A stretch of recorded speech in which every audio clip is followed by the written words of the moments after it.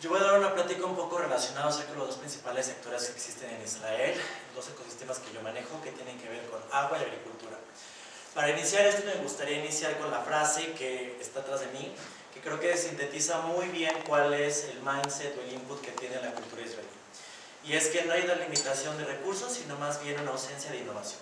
Y eso va a ser un tema que vamos a estar viendo con cada una de las presentaciones y con cada una de las verticales que van a estar de este lado. Primero, platicar que nosotros somos el Ministerio de Industria y Comercio, es decir, somos parte del gobierno de Israel. Somos una red de cerca de 54 oficinas alrededor del mundo y estas no solo o siempre están ubicadas en las embajadas. En el caso mexicano sí, pero por poner un ejemplo, en Estados Unidos hay 4 oficinas, las cuales atienden, por ejemplo, San Francisco, Texas, Washington, Nueva York. Entonces, dependiendo de cuáles son las dimensiones del país o también de cuáles son los volúmenes y sectores importantes, habrá una red de diferentes oficiales comerciales, agregados comerciales y también sectores que sean, digamos, mucho más prioritarios que otros. Además, estamos y somos quienes llevamos la agenda de la responsabilidad de los acuerdos, digamos, bilaterales entre México e Israel en este caso, para fortalecer la industria del comercio y también el intercambio de información.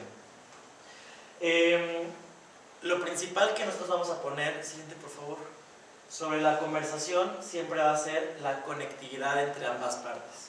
Y esto lo hacemos a través de eventos físicos, eventos virtuales, delegaciones, que pueden ser una junta en la cual ustedes conocen a empresas, o también asistiendo a Israel a diferentes eventos como pueden ser expos. Hasta el final de la presentación tengo algunos de los eventos que tenemos más importantes que suceden en Israel, pero también otras exposiciones o eventos que son de talla internacional que suceden en otros países como por ejemplo en Alemania, en España o en Estados Unidos. De hecho, al final también de esta conversación, Paola, que está aquí con nosotros, va a dar un poco acerca de los insights del Foreign Trade Agreement, que también es uno de nuestros principales trabajos. Es decir, cómo el acuerdo de hace 20 años, que se firmó 25 años, es a la fecha uno de los principales para que México tenga relaciones comerciales con Medio Oriente y que también sea un hub logístico para la parte de intercambio de bienes y servicios. Nuestro equipo está conformado de 4 directores de desarrollo de negocios. Yo bromeo mucho con que yo soy el de la madre naturaleza. Los sectores que llevo es agua, agricultura, energía, minería y alimentos. 2 de los directores también están aquí, que son Paola y Emanuel, que llevan HLS, aeroespacial, ciberseguridad, construcción, telecomunicaciones, inteligentes, inversiones, entre otros. Y Ariela, que no está con nosotros en este momento en el evento, que lleva salud, cosméticos, retail, e industria o industria avanzada, que es 4.0, educación y también deportes, y todo bajo el liderazgo de la agregada comercial que se llama Sivan Kafir. Israel está ubicado en Medio Oriente, es un pequeño estado colindante ribereño que, si lo queremos poner en dimensiones, no rebasa las dimensiones del estado de Tlaxcala. Es decir, en temas muy sintetizados es bastante pequeño. Tú puedes recorrer en su parte más ancha en 30 minutos, en su parte más larga si acaso una hora 20. Y con a través de las carreteras. No es nada grande, no es nada complicado, sin embargo tiene una densidad poblacional de 10 millones de personas, las cuales están ubicadas en diferentes grupos que pueden ser a través de kibbutz, que son estos grupos donde tienen diferentes asociaciones que hoy día funcionaron en su momento para poder hacer avances tecnológicos, y también de diferentes centros también religiosos como puede ser Jerusalén, o de innovación como puede ser Tel Aviv. Es como aquí se puede mencionar una nación que tiene una estabilidad económica. Digamos, en los últimos años se ha habido que han tenido diferentes tensiones, pero eso no ha retirado que la parte de la moneda, de la inflación sea sostenible y que de hecho no haya tenido mayores afectaciones o digamos desestabilidades en los sectores principales de Israel. Uno de los principales temas que también quiero mencionar es cómo el israelí dentro de la propia cultura va desarrollándose para poder crear un ecosistema de startups, de unicornios y de innovación. De entre ellos está el servicio militar. Cuando acaban lo que nosotros conocemos que es equivalente a la preparatoria, ellos entran a un servicio que es de 2 años, que es obligatorio, lo cual genera diferentes skills para las personas como puede ser disciplina, trabajo en equipo, y que pueden estar a través de un examen que hacen a qué, digamos, departamento o sector se van. Puede ser aeroespacial, puede ser el naval, puede ser inteligencia, puede ser también el de estudios, es decir, todo o armamentístico. Cada persona se va desarrollando y va generando un sentido de comunidad y de diferentes herramientas que van a ser utilizados en un futuro para, digamos, en un momento, entrar a una de las principales universidades. Las universidades en Israel son consideradas como uno de los principales centros de apoyo al emprendimiento y a la especialización. Para hablar en temas de sustentabilidad hay facultades especializadas, por ejemplo, para agua, para energía, para la parte de almacenamiento, de información de data centers. Entonces hay una comunidad específica, aliado de partners, que les van a ir apoyando a los diferentes estudiantes para acercarse a los emprendimientos y proyectos que se puedan desarrollar más a futuro. Además, el gobierno tiene diferentes autoridades o instituciones que facilitan estas conversaciones o plataformas básicas. Uno de ellos es la Autoridad de Innovación, la cual hace inversiones a través de los hubs o, digamos, grupos de emprendimiento de las empresas. Una de las principales reglas o cosas curiosas que hacen es que invierten en las empresas que son más difícilmente rentables en un primer momento. Porque si tú apuestas a una empresa que tiene mayor potencial o que puede ser un unicornio, que es la más diferente a todos los demás, entonces no tienes que estar gastando tanto dinero con a lo mejor 10 potenciales que pueden ser muy promedio. No sé si esto les ha sentido, pero digamos es una parte disruptiva que el gobierno hace. La cultura y la ubicación. Israel no está colindando con estados que son necesariamente amigables, por tanto tiene que ser autosuficiente, tiene que tener la suficiente tecnología para poder tener abasto de agua, de energía, de alimentos y de seguridad para su población. Por tanto existe todo lo que es un proceso de automatización, de regulaciones y también de estabilidad, y la cultura, la cual es la resiliencia. Creo que son los principales valores. Mucho también se dice que en ocasiones un israelí puede ser como, digamos, un poco espinoso por afuera, pero muy dulce por dentro, porque sí es bastante difícil en ocasiones acercarse a esa cultura, pero alguna vez que estás con ellos son personas completamente fieles y transparentes para poder realizar negocios. Uno de los datos importantes es que hay al menos más de 400 R&D centros en Israel, hay más de 9.000 startups que están ubicadas en este espacio, cerca del 50% de las exportaciones están dedicadas al high-tech y otros elementos que justamente hacen de Israel una startup nation.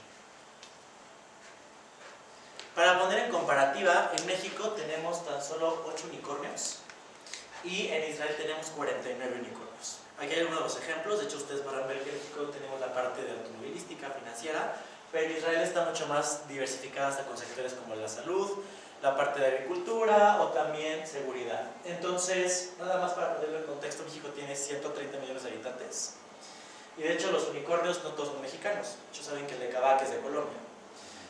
En Israel son 49 unicornios para 10 millones de habitantes.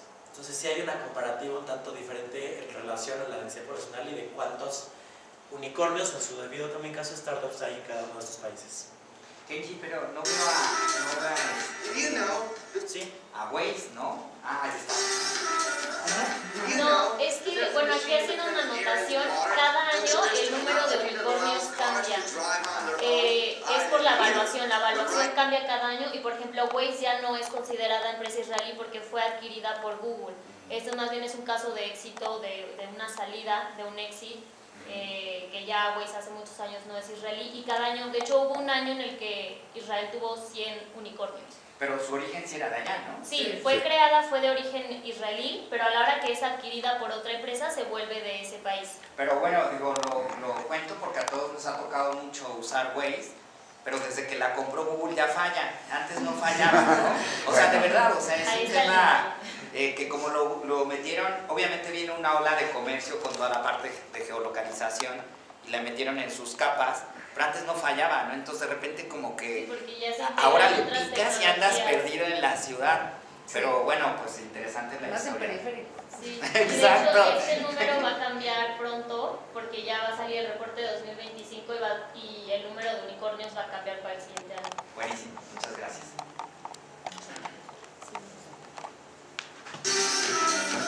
Did you know that there's a machine that turns air into water?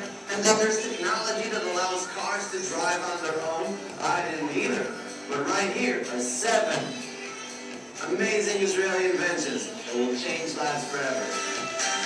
This incredible invention uses artificial intelligence and a smart camera to help the blind discover the world around them. I'm not blind, but if I was blind, I'd be like, whoa! Gosh, I'm thirsty, but the city's all the way over there. Only there was a machine that could create water out of thin air. Wait a minute.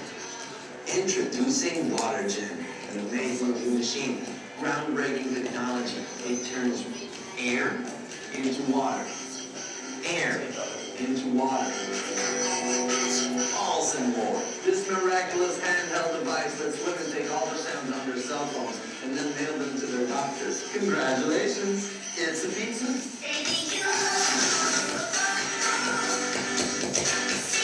Would have happened if he had Mobileye. Mobileye is a vision-based advanced driver assistance system that helps prevent car accidents, and it's the main technology behind autonomous cars. But real autonomous cars, not like this one. This is a toy.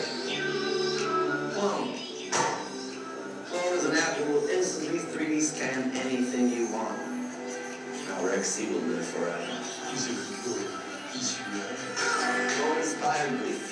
This Israeli biotech company actually grows bones from a patient's own cells. This here is a femur that belongs to Fred. It's Fred's femur. Flytrex is an autonomous, regulated, and insured drone that will deliver things to you anytime, anywhere, any minute now. That's it for now from SOSA, one of the many innovative open platforms here in Israel. If you care, share.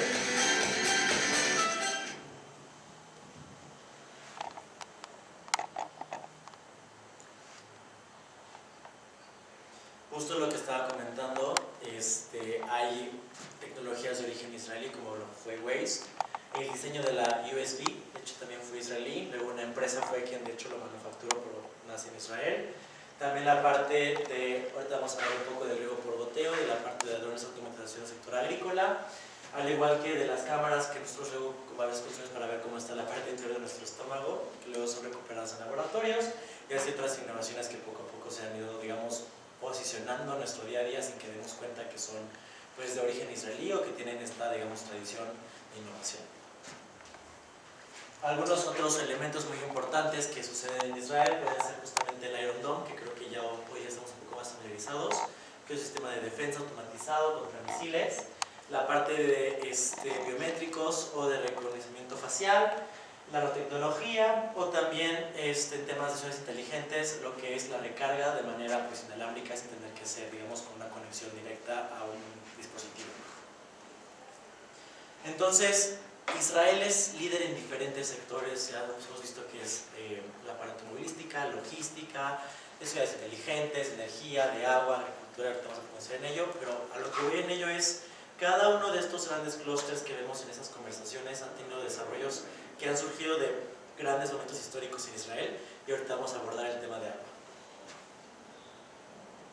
Israel, para poner una situación, está en un paralelo similar al del estado de Chihuahua. Es decir, compartimos el mismo sistema hidrológico en temas con Chihuahua, al menos de que es un lugar desértico, árido, con poca profundidad en la tierra, es decir, tú llegas hasta ciertos centímetros y ya tocas con lo que son piedras o rocas, altos niveles de salinidad y también climas extremadamente radicales que pueden ser con lluvias fuertes pero de poca temporada y climas calurosos. Por tanto, uno de los principales temas de conversación que van a ver en Israel es: si yo no puedo confiar en el clima, ¿en qué sí puedo confiar? Esto ha hecho que Israel pues, justamente genere técnicas tecnológicas, cualitativas y cuantitativas para poder hacer adaptaciones a los diferentes cambios, y más hoy día con un cambio climático que representa un reto para poder identificar cuándo son grandes momentos para poder hacer la parte del sector agrícola, la siembra, recolección, entre otros elementos como también las pestes. Esta de hecho es una imagen muy interesante de cómo en Israel hacia 1948 se ponía sobre la mesa el mindset de cómo cuidar el agua.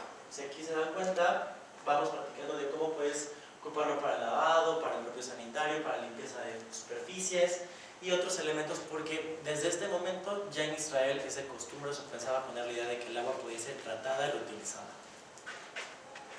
Hacia 1937 nace lo que nosotros, bueno, pues se conoce como la empresa de Mekorot, que es una empresa estatal nacional, que lo que funciona es en identificar cuáles son los principales puntos de encuentro o centros donde están los bases o recursos de agua naturales, donde están, cómo explotarlos, también cómo recuperarlos o cómo incorporarlos a una red de distribución que pueda funcionar. Hacia el 38 inician lo que son los proyectos de líneas de agua que se desarrollarían durante toda la región de Israel y en algunos valles. Hacia el 47 justamente se hace el comienzo de la infraestructura subterránea. Hacia el 48 nace el Estado de Israel y es hasta el 95 en el que se crea uno de los principales ductos, que es el Yagan Negev, que es una línea que va de norte a sur que transporta agua potable literalmente a todo el estado de diferentes maneras. Solamente para poner aquí una idea principal, en Israel se puede utilizar una gota de agua hasta 6 veces.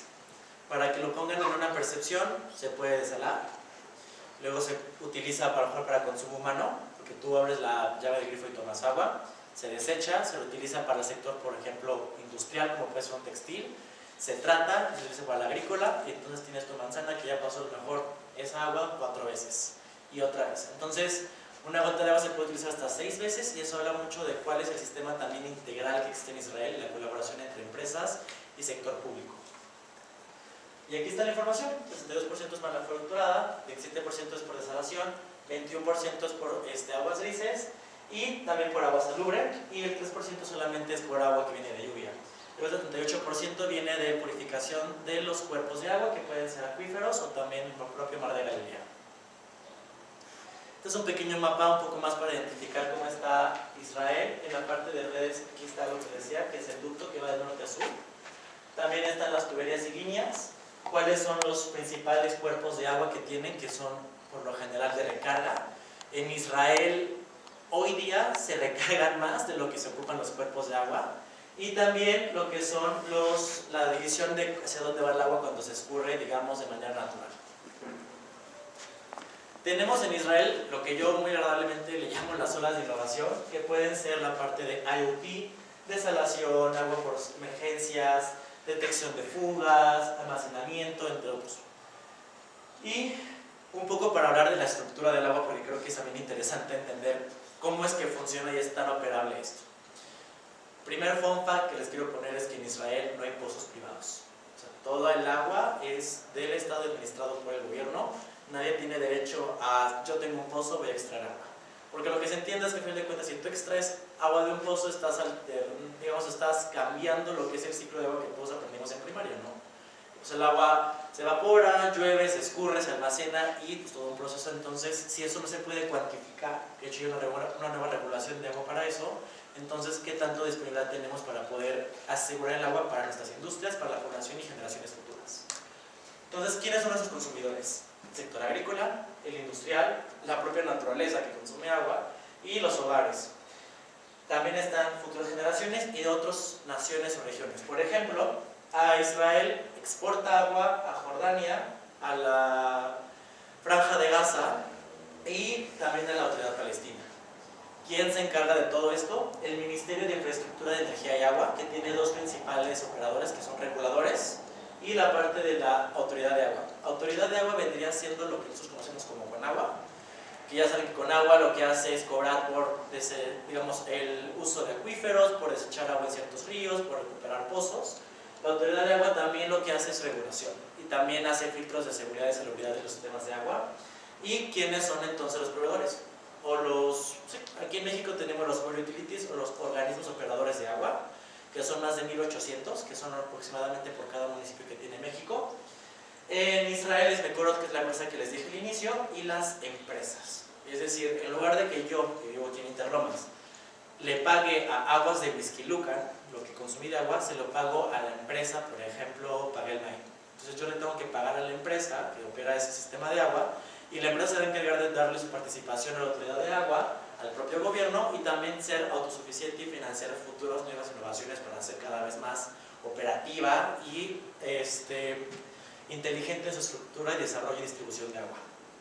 Y lo menciono porque no es lo mismo lo que consumimos en agua a lo mejor un 15 de septiembre en la noche o en un partido de fútbol que lo que se puede consumir en agua a las 2 de la mañana. O sea, no siempre el sistema de agua tiene que estar activo y gastando energía o teniendo las tuberías llenas de agua. Hay momentos específicos que se tienen que caracterizar y que se tienen que monitorizar o automatizar de manera inteligente. Entonces, también hay tecnologías para diferentes sistemas. Por ejemplo, para los cuerpos de agua. En México, con el plan hídrico, lo que se tiene como tal es poder utilizar los humedales para recuperar esos cuerpos y hacer recargas de agua. Vamos a poner el caso. El sistema Cutzamala solamente representa el 20% del suministro de agua para la zona metropolitana Autónoma de México. El otro 80% viene de los pozos. Y esos pozos, ¿de dónde sacan agua? De justamente los bosques que hacen la parte de filtración de agua en los sistemas, y todo eso lo hacen la naturaleza, los lagos, los ríos, las cuencas. Entonces, ¿cómo recuperamos esos lugares si están contaminados? Es difícil. Entonces existen tecnologías que ayudan justamente para la recuperación de estos cuerpos de agua a través de la naturaleza. De hecho, estamos trabajando con el Banco Interamericano de Desarrollo en diferentes proyectos en los ríos centrales, como son el Atoyac, el Lerma, para poder, en ciertas zonas que son industriales o que son un poco más altas del río, ayudar a que el agua se pueda filtrar. Y aquí algunos de los ejemplos en otros países.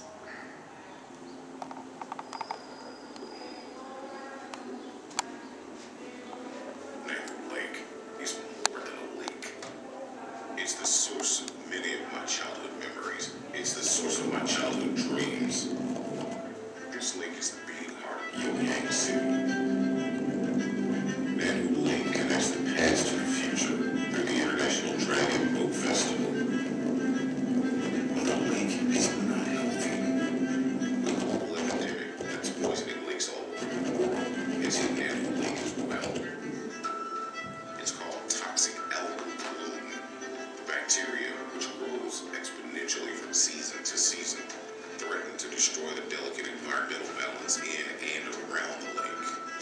After exhausting every alternative, government officials decided that a new approach must be taken. On June 6, 2020, Blue Green Water Technologies implemented its Lake Guard technology. The result became evident within 24 hours. Satellite images display the lake's outstanding recovery. Blue Green Water Technologies secured the future of the Nanhu Lake legacy. Blue Green Water Technologies, making water safe again. Y también tenemos lo que es el reciclaje y tratamiento de agua. Hay diferentes empresas que de hecho tienen soluciones bastante versátiles, que puede ser desde la desalación, tratamiento o, por ejemplo, convertir el agua gris en hidrógeno por sistemas de energía.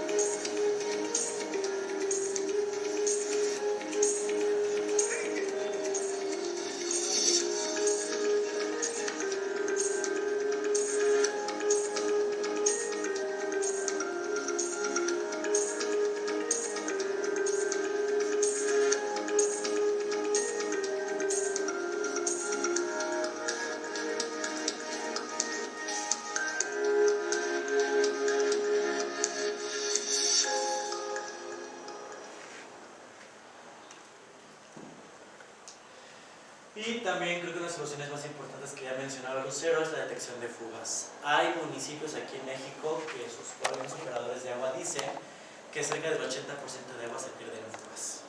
Entonces esto representa miles y miles de litros de agua que pudieron haberse utilizados en las casas, pero que se desperdician o que se contaminan.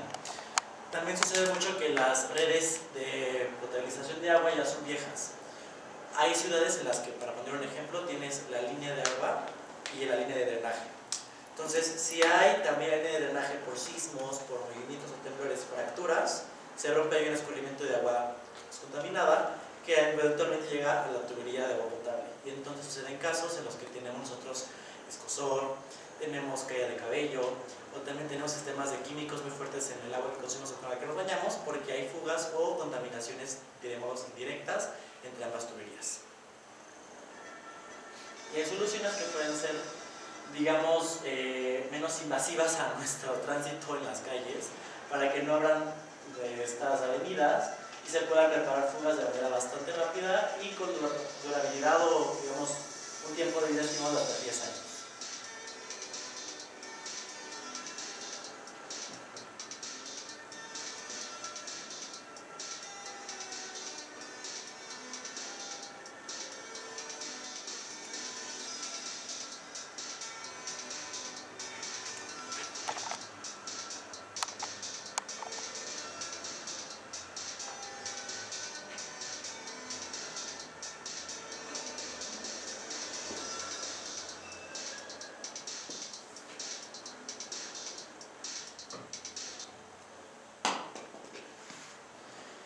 Entonces, ¿qué tenemos como principales retos a nivel mundial?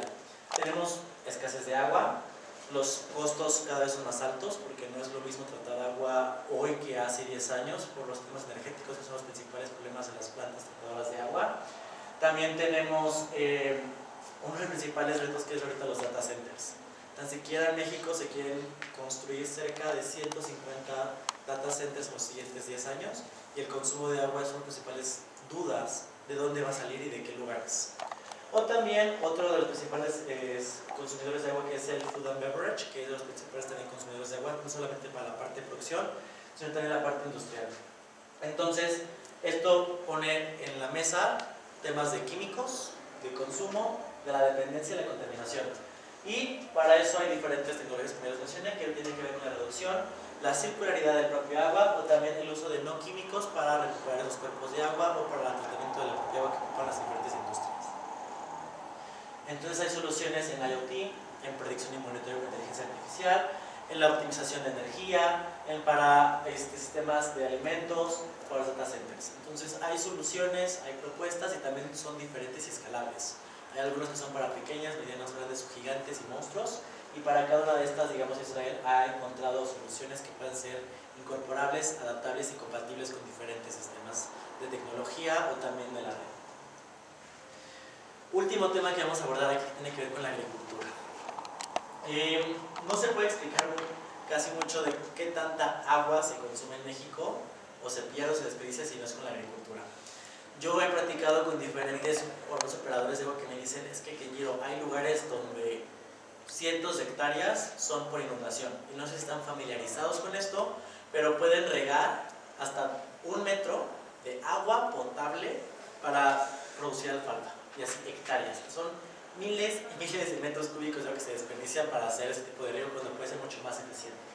Entonces, lo que se conoce como ACTE, como agricultura inteligente, incluye lo que es el sistema de herramientas y técnicas que pueden utilizar información, que es lo más importante, y monitoreo para hacer un riego y un cultivo inteligente. ¿Cuáles son los principales puntos que tiene Israel en temas de agua? Se ocupan más de 2.600 millones de metros cúbicos de agua al año.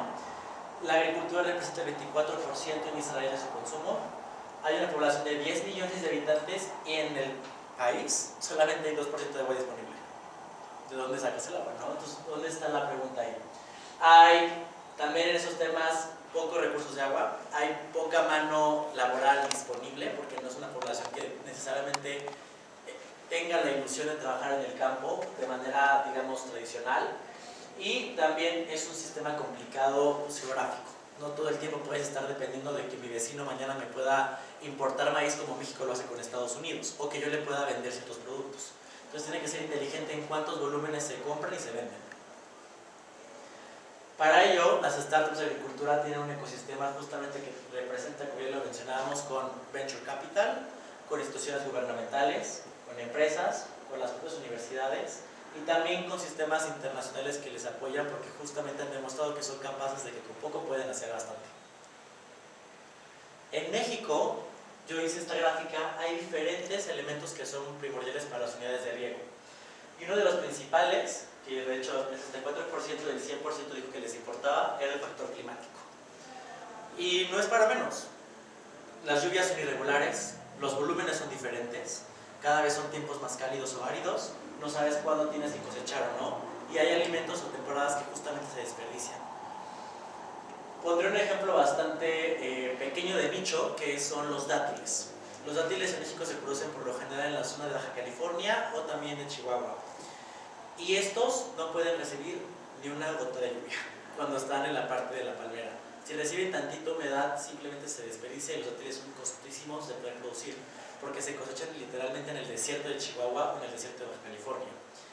Si tú no predices cuándo es la lluvia, cuánta agua necesita, puedes perder millones y millones de dólares en producción.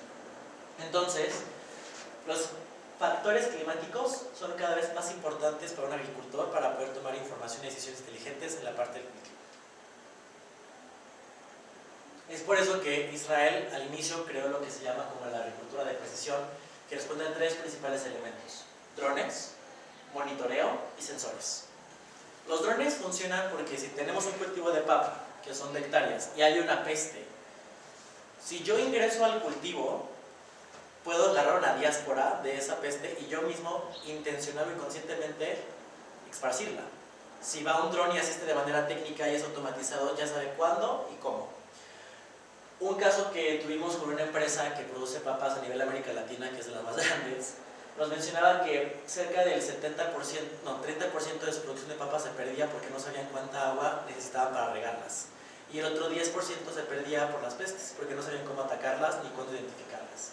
Eso representa el 40% de su cultivo perdido, que son millones y millones de alimentos que se desperdician. Entonces, hay una solución integral que tiene que ver con filtros, tiene que ver con líneas de riego que sean eficientes para fertilizar y también para estimular el crecimiento. Tiene que ver con la institucionalización del sector agrícola. No todas las empresas, voy a poner un ejemplo, como Driscoll's, tienen una relación directa con los agricultores. Hay otras que simplemente le compran al cliente a cierto precio. Entonces necesita haber una conversación directa para que también estos diferentes agricultores se puedan integrar a la parte de automatización y digitalización. Y hay empresas que de hecho lo están haciendo a través de incorporarlos a los bonos de carbono. Porque las tecnologías, es cierto, no siempre son baratas, pero pueden ser autofinanciadas a través de bonos de carbono, a través de fondos que puedan ayudar a que sean mucho más sostenibles y por tanto puedan ser redituables para ellos en el corto o mediano plazo. Entonces, un sistema de cultivo para la parte sostenible tiene que ver con diseño, con un sistema financiero, con un buen manejo de proyectos o prospección, la logística, la instalación, monitoreo y el entrenamiento profesional para estos tipos de sectores. Para poner un ejemplo en la parte de riego por goteo, lo que se hace justamente es que gota a gota se va ayudando a que las plantas no desperdicien agua, se puedan fertilizar, que reduzcas niveles de infecciones como pueden ser insectos, pestes, y que se pueda adaptar a diferentes cultivos. Entonces hay tecnologías que justamente hacen que el consumo de agua sea menor y que no sea por tanto desperdicio. Antes de continuar, quiero poner un ejemplo muy interesante que tuvimos en un estado del norte, en el cual por regulación, digamos, las personas tienen derecho al acceso al pozo de agua potable, pero lo que estamos haciendo es de que plantas de tratamiento de tecnología israelí están tratando el agua municipal para que entonces esa agua gris se pueda utilizar para el cultivo a través de, digamos, inteligencia artificial para la parte del riego, porque tampoco es de que si ya vamos a tratar el agua para la agricultura vamos a ocupar los mismos volúmenes de agua, ¿no?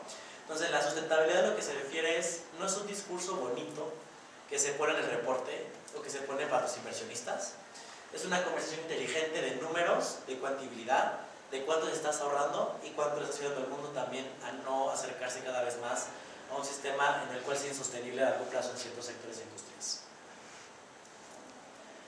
Ya para concluir, y ya de seguir, le cederé la palabra a Pau para hablar de otros elementos, solo quiero mencionar que nosotros este año tenemos diferentes eventos los cuales pueden participar en diferentes verticales. En Düsseldorf tenemos el más pronto, que es una expo de medicina. Tenemos potencialmente la visita del ministro de Economía e Industria a México. Tendremos un seminario de negocios en esto para hablar acerca de temas de agricultura y de agua. Habrá una semana de cyber en Israel en diciembre. Y para el siguiente año tenemos NRF, que es una expo en Nueva York de retail. NWC, que es de telecomunicaciones y otras tecnologías de IoT en Barcelona. Eurasea en San Francisco en marzo, CyberTech que va a ser en enero, que ahorita podrá explorar un poco más, y un evento que se llama Expo Seguridad, que representa pues, a la parte de seguridad perimetral, los elementos que se hace aquí en México, en el Centro Banamex, que de hecho lideramos. Tenemos nosotros también en nuestra página de LinkedIn y junto con la Cámara de Comercio diferentes eventos para hablar de movilidad, de construcción, de sistemas de minas, de temas de salud, dental, de consumo de agua, de retail, y hemos tenido con diferentes colaboraciones. De hecho, con Peñoles hicimos un evento hace no mucho con el clúster minero de Zacatecas. Y pues eso es en general el tema de sustentabilidad de parte mía. Les doy la palabra a Pau y pues lo que quiero dar al final podemos conversar.